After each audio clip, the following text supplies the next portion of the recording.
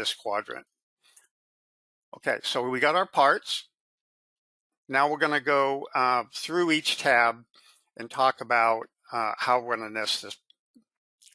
So we're going to start with the sheets. So you need to know, obviously, ahead of time the size of the sheet that you're going to be machining. In this particular case, the Road Yacht Design has a 5 by 12 foot router, rather large router, and it can take a 12 by 5 foot sheet of stock. Okay, so we're going to go ahead and create a sheet. So we're going to pick the add sheets.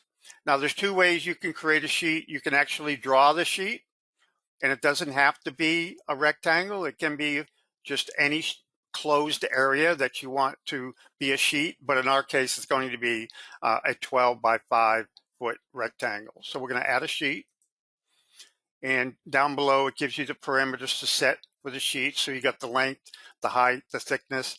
Our parts, as I said, are 2D parts. They lie on the XY plane, so the thickness is going to be 0.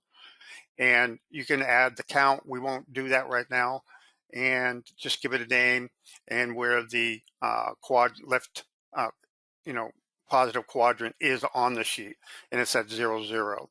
So we're going to go ahead and set this to 144, which is 12 feet, and 72, I believe, which is 5 feet. Okay, and we're going to add that sheet.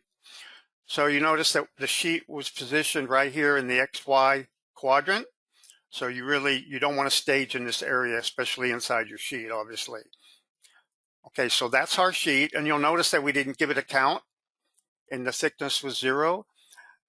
When we do the nest, it's going to calculate how many sheets you're going to need, and then it'll update the sheet count for you, so you don't have to do anything for the count. And we'll talk about some of these other options